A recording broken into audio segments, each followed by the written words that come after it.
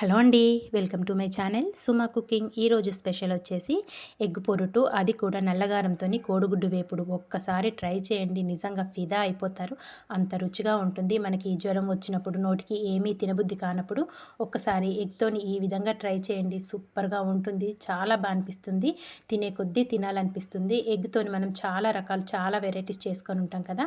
ఒక్కసారి ఈ విధంగా కూడా ట్రై చేసి చూడండి, మీకైతే తప్పకుండా నచ్చుతుంది. నోటికి మటుకు చాలా కమ్మగా అనిపిస్తుంది.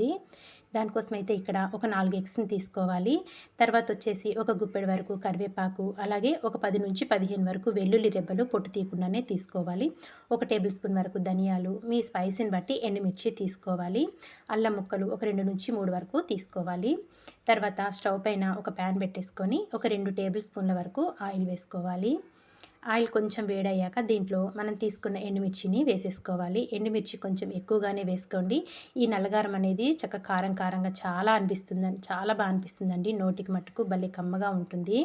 వేడి వేడి అన్నంలో కలుపుకొని తింటుంటే ఉంటుందండి, నిజంగా చాలా బాగుంటుంది. ఎండుమిర్చి వేసుకున్నాం కదా. తర్వాత దీంట్లో ఒక గుప్పెడు వరకు కరివేపాకు, అలాగే 10 నుంచి 15 వరకు వెల్లుల్లి రెబ్బలు పొట్టు తీయకుండానే వేసేసుకోవాలి. ఇవి కొంచెం ఇలా వేగాక దీంట్లో ఇప్పుడు మనం తీసి పెట్టుకున్న ధనియాలు, 1 టేబుల్ స్పూన్ వరకు ధనియాలు తీసుకున్నాం కదా, ఆ ధనియాలు కూడా వేసేసుకోవాలి. ఇందులోనే 1 టేబుల్ స్పూన్ వరకు జీలకర్ర కూడా వేసుకొని చిన్న మంట మీద మాడిపోకుండా దోరగా ఫ్రై చేసుకోవాలి. ఇవన్నీ ఇలా చక్కగా దోరగా ఫ్రై అయిపోయాక వీటిని ఇప్పుడు ఒక ప్లేట్లోకి తీసుకొని చల్లారబెట్టేసుకుందాము. ఇవన్నీ కొంచెం ఇలా చల్లారిపోయాక ఒక మిక్సీ జార్లోకి అయితే వేసేసుకోవాలండి. మనం ఫ్రై చేసి పెట్టుకున్న ఎండుమిర్చి, కరివేపాకు, ధనియాలు ఇవన్నీ ఉన్నాయి కదా, వీటిని అన్నిటినీ ఒక మిక్సీ జార్లోకి వేసేసుకొని ఇందులో రుచికి సరిపడినంత సాల్ట్ వేసుకోవాలి. సాల్ట్ కూడా వేసేసుకున్నాక ఇదంతా గ్రైండ్ చేసుకోవాలి. మరీ మెత్తగా కాకుండా కొంచెం బరకగా ఉండే విధంగా గ్రైండ్ చేసుకోవాలి. కొంచెం మనకి పలుకులు పలుకుల్లా ఉంటే తినేటప్పుడు చాలా బాగా అనిపిస్తుందండి, చక్కగా కారం కారం తగులుతూ ఉంటుంది. చూసారు కదా, నేను వీడియోలో చూపిస్తున్న విధంగా కొంచెం బరకగా ఉండే విధంగా ఇలా గ్రైండ్ చేసేసుకొని ఇప్పుడు ఇదంతా పక్కన పెట్టేసుకుందాము. తర్వాత స్టవ్ పైన ఒక ప్యాన్ పెట్టేసుకొని కొద్దిగా ఆయిల్ వేసుకోవాలి. ఆయిల్ కొంచెం వేడయ్యాక దీంట్లో ఒక 1/4 టీ స్పూన్ వరకు పసుపు, ఇందులోనే తీసి పెట్టుకున్న ఎగ్స్ ఉన్నాయి కదా, మనం 4 వరకు ఎగ్స్ తీసుకున్నాం కదా, ఆ ఎగ్స్ని పగలగొట్టేసుకొని వేసుకోవాలి. మీరు కావాలి అనుకుంటే ఇంక ఎగ్స్ని ఎక్కువ కూడా వేసుకోవచ్చండి. నేనైతే ఇక్కడ ఒక 4 ఎగ్స్ వరకు వేసుకుంటున్నాను. ఇలా తీసి పెట్టుకున్న ఎగ్స్ని పగలగొట్టుకొని 4 ఎగ్స్ని వేసేసుకోవాలి. ఇలా వేసుకొని వెంటనే కలుపుకోకుండా చక్కగా పక్క బాగా ఫ్రై అవ్వాలి. ఇలా ఫ్రై అయ్యాక దీన్ని రిటర్న్ చేసుకుందాము.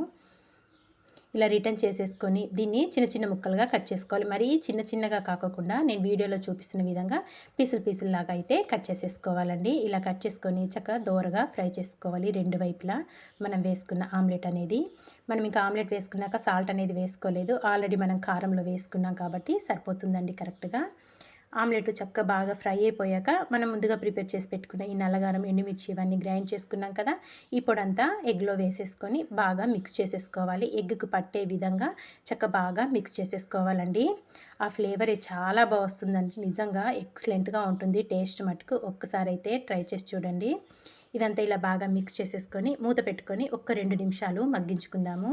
మన ఎగ్కి చక్కగా ఉప్పు, కారం ఇదంతా చక్కగా పట్టేస్తుంది. ఒక 2 నిమిషాల తర్వాత అయితే దీంట్లో కొద్దిగా కరివేపాకు వేసేసుకొని ఇదంతా ఒక్కసారి బాగా మిక్స్ చేసేసుకొని ఇంకా స్టవ్ ఆఫ్ చేసేసి ఒక సర్వింగ్ ప్లేట్లోకి తీసేసుకుందామండి. ఇంతే అండి, చాలా సింపుల్గా, టేస్టీగా, నోటికి కమ్మగా, రుచిగా ఎగ్తోనైతే చక్కగా కారపొడిలాగా ప్రిపేర్ చేసేసుకున్నాం కదా. నల్ల కారం కోడిగుడ్డు వేపుడు రెడీ అయిపోయింది. ఇంకా వేడి వేడి అన్నంలో వేసుకొని తింటుంటే ఉంటుంది, సూపర్గా ఉంటుందండి. తప్పకుండా నేను చూపించిన విధంగా ట్రై చేసి మీకు ఎలా వచ్చిందో ఒక చిన్న కామెంట్ అయితే చేసేయండి. ఇలాంటి మంచి మంచి వీడియోస్ కోసం అయితే మరి వెంటనే మన ఛానల్ని సబ్స్క్రైబ్ చేసుకోండి ఫ్రెండ్స్. వీడియో నచ్చితే మీ ఫ్రెండ్స్కి, రిలేటివ్స్కి షేర్ చేసేయండి. Bye bye.